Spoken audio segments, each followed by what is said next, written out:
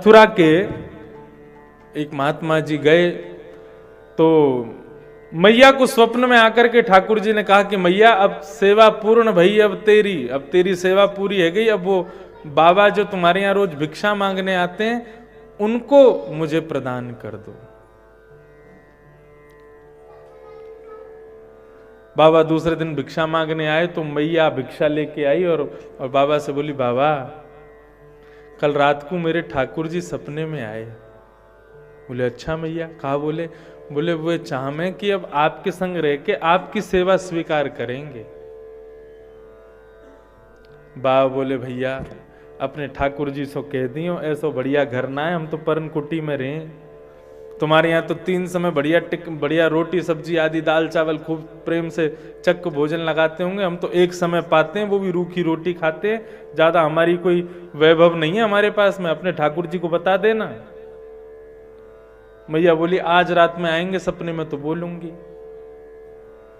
मैया ने रात में सपने में कही, ठाकुर जी बाबा तो यूं कह रहे कि हमारे पास व्यवस्था नहीं है ज्यादा, जैसे साधु साई फक्कड़ हम रहते हैं वैसे ही ठाकुर जी को रहना पड़ेगा।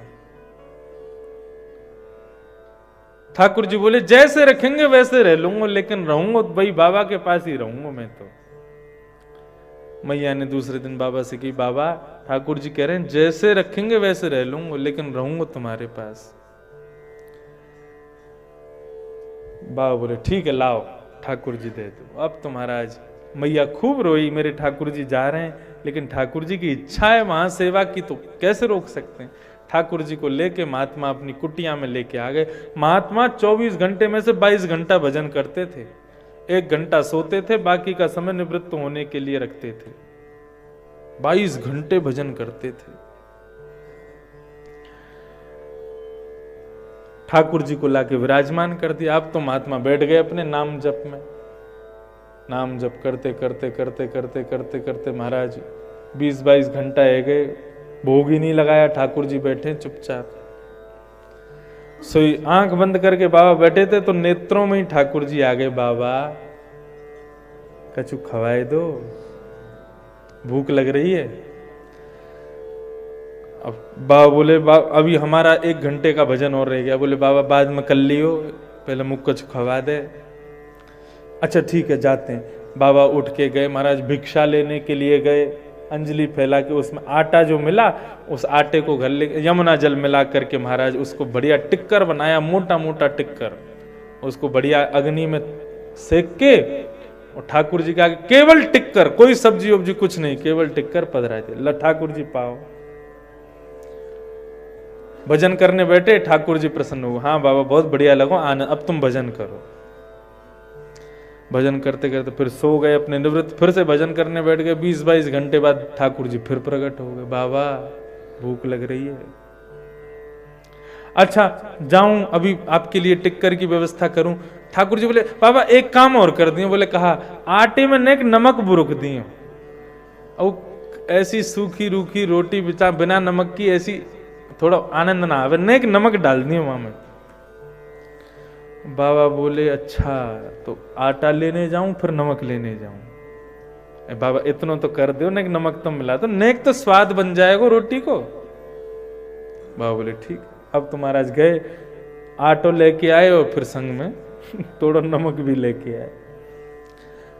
रोटी टिक्कर बना करके ठाकुर जी को पवा दी। पवा के बाबा भजन में बैठ गए। ठाकुर जी फिर प्रकट हुए। बोला बाबा आनंद, अब तुम भजन करो। 20-22 घंटे भजन। बाबा का तो यही नियम, सोते कब थे पता ही नहीं, और जब से ठाकुर जी आए तब से तो सोए ही नहीं बाबा। भजन करते करते 20-22 घंटे हो गए। बाबा से फिर ठाकुर जी प्रकट हो गए। बाबा भूख लग रही है? अच्छा हाँ आटो नमक लेके आऊं तुम्हारे काजे। बाबा सुनो एक काम और कर दिया। बोले कहा? अब रूखी रोटी निगली ना जाए नीचे, नेक वहां में घी डाल दोगे ना तो बढ़िया प्रेम तो ले जाऊंगा भीतर। बाबा बोले पहले आटे के टिक्कर पा लिए, वहां में नमक डलवा दियो, फिर घी डलवा लियो, चलो करेंगे व्यवस्था। अब बाबा आटो लेवे जाए, फिर नमक लेवे जाए। अब कोई के यहाँ, अब बेचारे के पास स्वयं के धन द्रव्य तो है नहीं, भिक्षा लेके खाते हैं। घी मांगने में पहुंचे किसी के यहाँ, भाई घी दे दो, एक कटोरी घी ठाकुर जी को भोग लगा। अब आदमी घी देने में तो सकुचाता है थोड़ा। कोई कह रहा बाबा हमारे यहाँ तो रिफाइंड ही रहे, कोई कह रहा बाबा हमारे यहाँ तो सरसों के तेल में ही खामे, बाबा हमारे यहाँ तो डालडा ही रहे। बाबा को बड़ा संकोच लग रहा है कि भैया ये ठाकुर जी आए हैं कि बला आई है मेरे ऊपर, कहां से इनकी व्यवस्था करूं सारी। जैसे तैसे घी की व्यवस्था हो गई और ठाकुर जी का बढ़िया टिक्कर आदि बना के वहां में घी डाल के ठाकुर जी का भोग लगा दिया। ठाकुर जी बड़े प्रसन्न, बोले हाँ अब ठीक है। 20-22 घंटा महाराज भजन हुआ बाबा का। फिर ठाकुर जी आए, बाबा भूख लग रही है। हाँ जा रहा हूं, आटा नमक और घी। ठाकुर जी बोले बाबा सुनो, नेक एक मुट्ठी दाल और ले आई हूं, बस वहां में यमुना जल में नेक तुम डाल के वही में घी को छोंक लगा के वो दे दोगे, दाल और टिक्कर खावे में आनंद आ जाएगा। बाबा बोले सुनो, तुमको जहां जानो तुम चले जाओ, हमसे नहीं होगी तुम्हारी सेवा। और एक और बात सुन लो, हमको आपकी सेवा से भी ज्यादा प्रिय आपका नाम जप है। यदि इस नाम जप में आप विघ्न दोगे तो हमको आपकी सेवा स्वीकार नहीं, अभी दियाऊंगा मैया को जाके। सोई ठाकुर जी चुप बैठ गए, बोले बाबा तुम प्रेम से भजन करो, टिक्कर भी हम बनाएंगे, सब्जी भी हम बनाएंगे, दोनों बैठ के पाएंगे। तो महाराज निष्ठा की बात है, आपकी किसके प्रति निष्ठा है।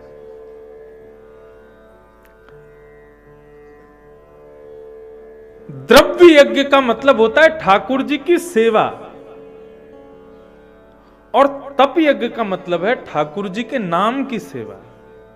नाम की सेवा, हमारे वृंदावन में नाम सेवक बहुत हैं। ठाकुर जी के मूर्ति सेवा में निष्ठा रखने वाले बहुत कम लोग हैं वृंदावन में। वृंदावन में नाम सेवक बहुत हैं। ठाकुर जी का नाम जपते रहेंगे दिन रात, उनके मुखमंडल पर नाम जप चलता ही रहता है। ठाकुर जी के अंग की सेवा का सुख हर किसी को नहीं मिलता, लेकिन नाम जप की सेवा का सुख सबको मिल सकता है। तो वह है द्रव्य यज्ञ और नाम जप है तप यज्ञ। और योग यज्ञ, योग यज्ञ किसे कहते हैं? ठाकुर जी के नए नए तीर्थों का दर्शन करना, परिक्रमा करना, तीर्थ यात्राएं करना, संतों की कथा सुनने दूर दूर जाना, संतों के दर्शन करने जाना। कभी रामेश्वरम जा रहे हैं, कभी सेतुबंद जा रहे हैं, कभी कहीं जा रहे हैं, कभी कहीं जा रहे हैं, ऐसे तीर्थ यात्रा करते रहना, इसको कहते हैं योग यज्ञ। योग का मतलब क्या होता है? मिलना। भक्ति योग, ज्ञान योग, ये सब गीता के जो योग है, योग का मतलब मिलना।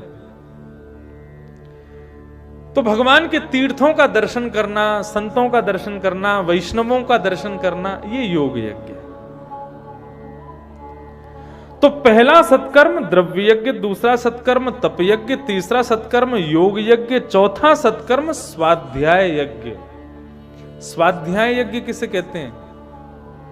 वृंदावन आए, पुस्तकालय पर गए, हाँ भाई कोई बढ़िया किताब दिखाओ, ठाकुर जी की लीलाएं जिसमें हो। क्या है वो? राधा रस सुधा निधि, उसका पठन कर रहे हैं। राधा रस सुधा निधि जब पूरी हो जाएगी उसके बाद क्या पढ़ेंगे? बोले फिर महाराज गीता जी का पाठ करेंगे। गीता जी पूरी हो जाएंगे उसके बाद क्या पढ़ेंगे? बोले वृंदावन शतक पढ़ेंगे। वृंदावन शतक पूरी। इस प्रकार ठाकुर जी के ग्रंथों का अवलोकन करना, वो है स्वाध्याय यज्ञ।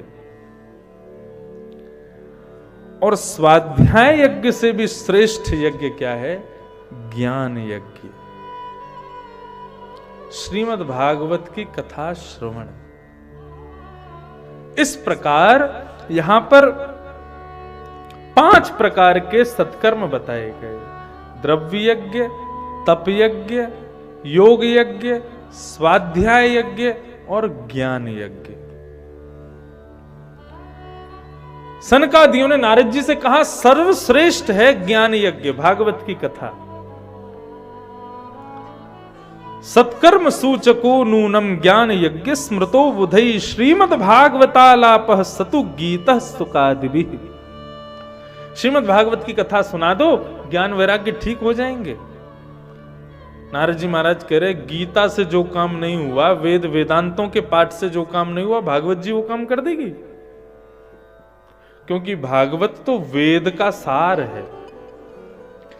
स्वयं वेद जिन ज्ञान वैराग्य की वृद्धावस्था को दूर नहीं कर पाए, उनकी वृद्धावस्था को भागवत जी दूर कैसे कर सकती? भागवत तो वेद से उत्पन्न हुई है। नारद जी महाराज बोले भैया, भूख लगने पर फल खाया जाता है, फल के वृक्ष को नहीं खाया जाता। वेद वृक्ष है और उस वेद रूपी वृक्ष का फल है श्रीमद् भागवत। तृप्ति फल खाने से होती है, पेड़ कोई खाया थोड़ी जाता है, पेड़ का तो केवल दर्शन किया जाता है। श्रीमद् भागवत फल है, उसका आश्रय लो। जब इस प्रकार नारद जी महाराज का हृदय का अज्ञान दूर किया सनत कुमारों ने, तब नारद जी महाराज ने सनत कुमारों को प्रणाम किया। भाग्योदयेन बहुजन्म समर्जितेन सत्संगमं च लभते पुरुषो यदा अज्ञान हेतु कृत मोह मदान्धकार नाशं विधाय हितदो दयते विवेक।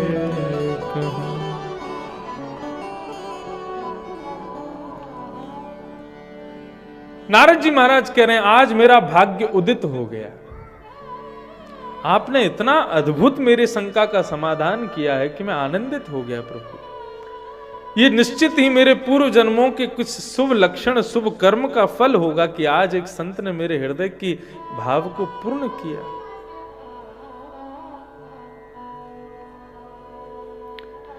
नारद जी महाराज सनकादियों को प्रणाम करते हैं और कहते हैं मन महाराज भागवत की कथा करवाओ। फिर कौन करेंगे भागवत की कथा? कहां होनी चाहिए भागवत की कथा?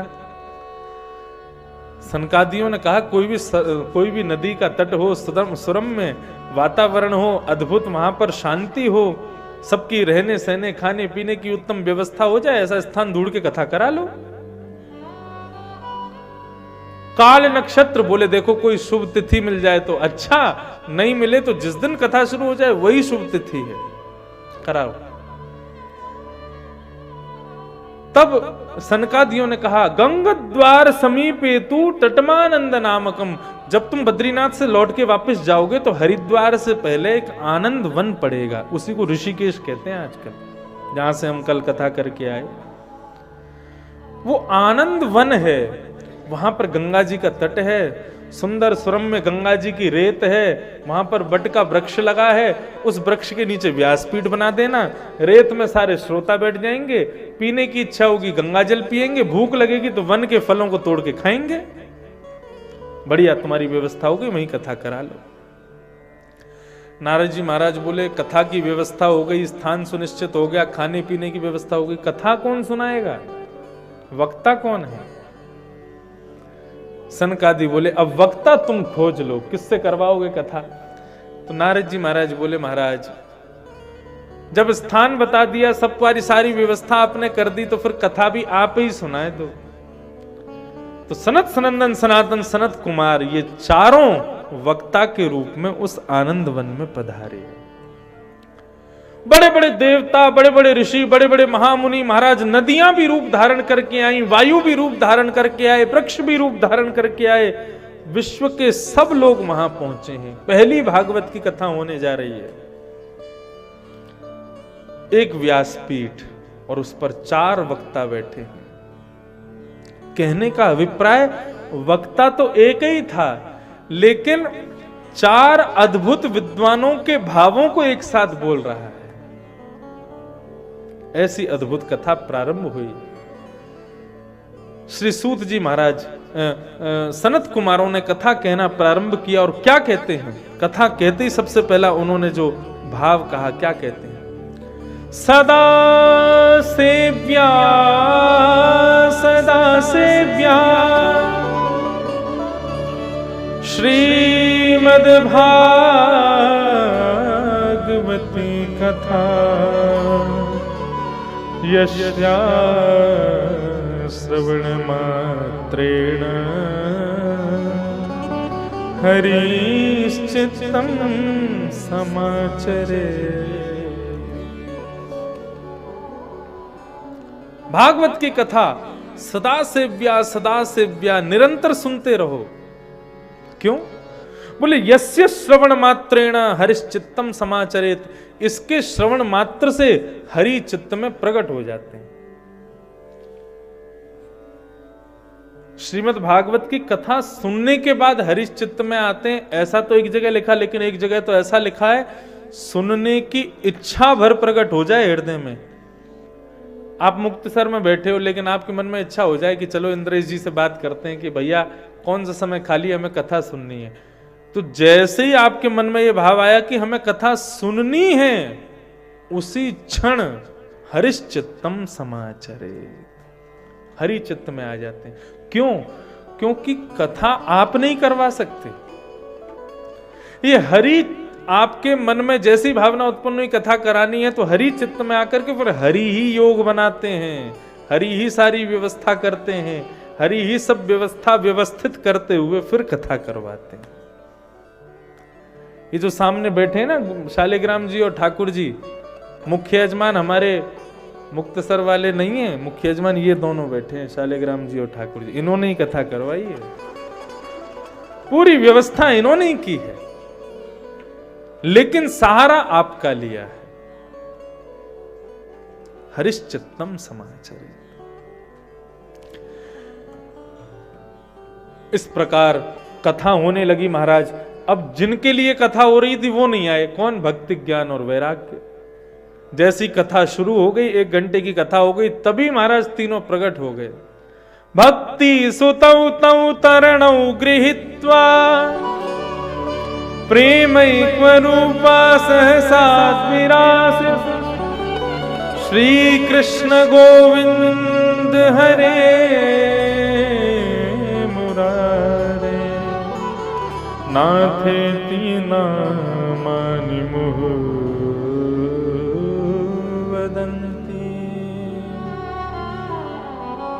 नाथेति नामानि मुहुर्वदन्ति। श्री कृष्ण गोविंद हरे मुरारे, हे नाथ नारायण वासुदेव, इसका कीर्तन करते हुए भक्ति, ज्ञान, वैराग्य तीनों प्रकट हो गए। अद्भुत बात, तीनों प्रकट हो गए। नारद जी से कहते हैं तुमने हमारे लिए कथा कराई और हमें हमको ही आसन नहीं दिया, अब हम कहां बैठे, हमारा आसन कहां है? तब नारद जी महाराज कहते हैं, आहा बहुत सुंदर बात। भक्ते सुगोविंद दास रूप कर्त्री,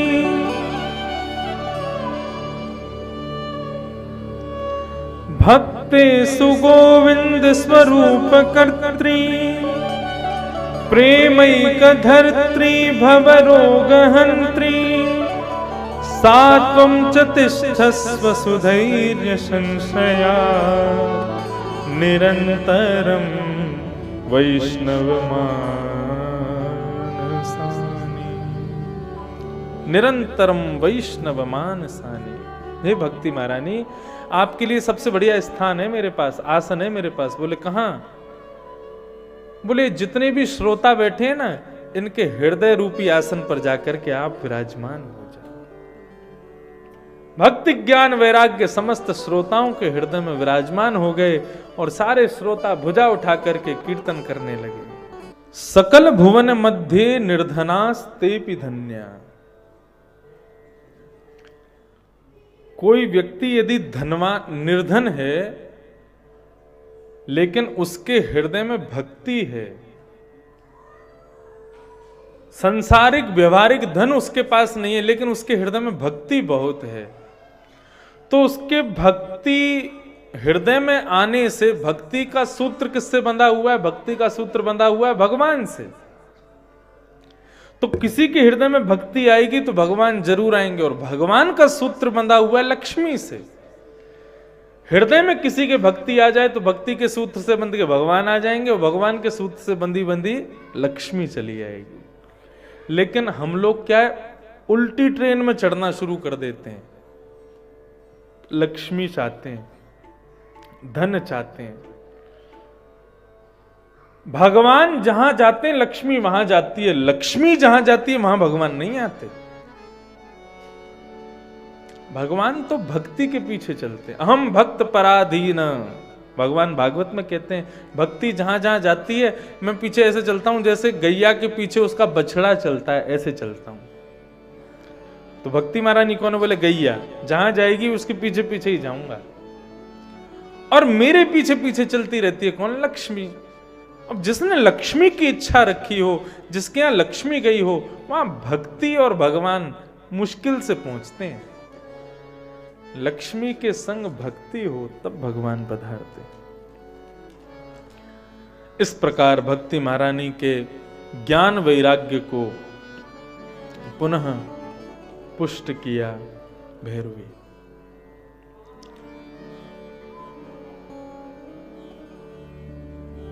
श्री नारद जी महाराज ने अपनी कथा से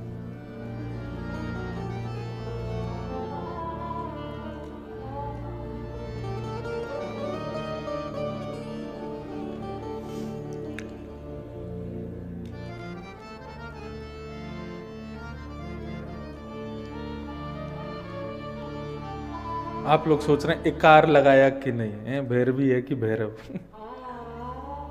जो इच्छा हो बजा दो। सनत कुमार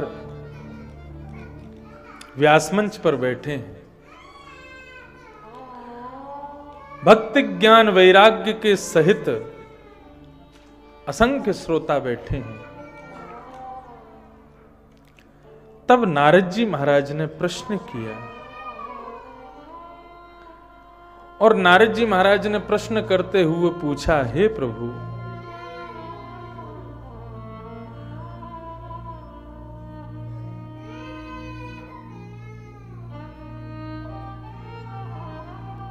चौथे दिन होगा कृष्ण जन्म, ठाकुर जी आज ही रो रहे हैं।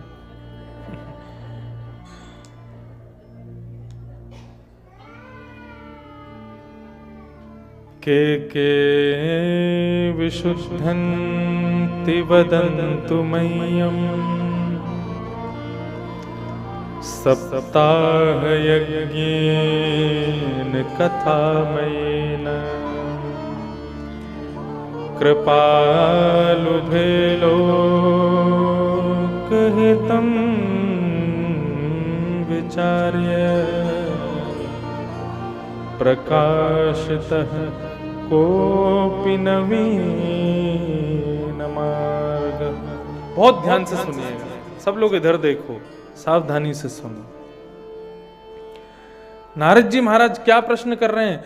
बोले श्रीमद् भागवत की सप्ताह कथा सुनने से कौन कौन से पाप करने वाले लोग पवित्र हो जाते हैं, सुधर जाते हैं, हमें जरा बताओ। तब सनत कुमारों ने उत्तर दिया, पाप के भी अलग अलग प्रकार होते हैं। कई पाप मन से हो जाते हैं, कई पाप वाणी से किए जाते हैं और कई पाप किए ही जाते हैं कर्म से। कई लोग ऐसा सोचते हैं कि भाई हम किसी के संग गलत कर नहीं रहे, लेकिन किसी के बारे में गलत सोच रहे हैं, ये पाप थोड़ी है। सोच तो कुछ भी सकते हैं। नहीं, आप मन से ये भी सोच रहे हो ना ये आगे जाके गिर जाए, ये भी पाप है, ये मनसा पाप है। आप किसी के बारे में मन से बुरा नहीं सोच रहे, किसी के संग गलत कर नहीं रहे, लेकिन किसी को गलत बोल रहे हो, तो मर जा, ये भी पाप है। ये वाणी का पाप है, वाणी का पाप। केवल क्रियान्वित पाप को ही पाप समझ के बैठ जाते हैं हम लोग, मनसा और वाणी के पापों को भूल जाते हैं। दो भाई केदारनाथ की यात्रा पर जा रहे थे, तो मार्ग में एक वैश्यालय दिखाई दिया।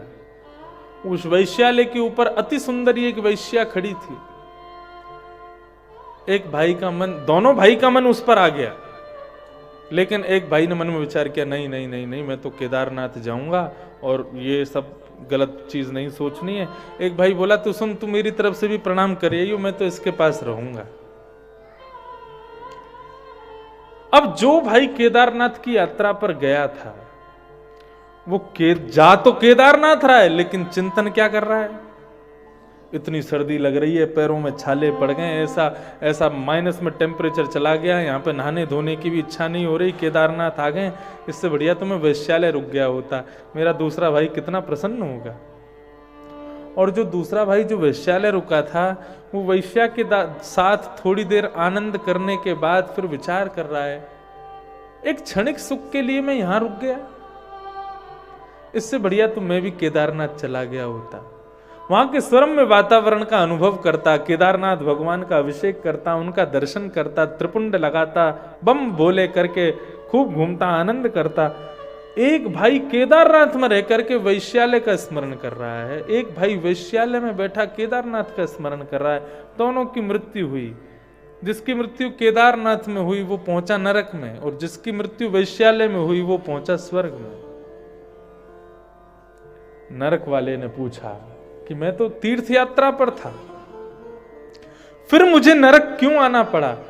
बोले, तू शरीर से तीर्थ में था, लेकिन मन से वैश्यालय में था।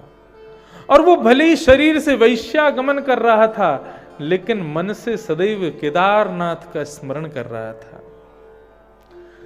हमारे धर्म में presence of body is not important, presence of mind is important. हमारे शास्त्रों के अनुसार शरीर की उपस्थिति इतनी आवश्यक नहीं है, मानसिक उपस्थिति बहुत आवश्यक है। आप शरीर से वृंदावन में बैठे हो, कथा सुन रहे हो, लेकिन मन से निरंतर दूषित चिंतन चलेगा,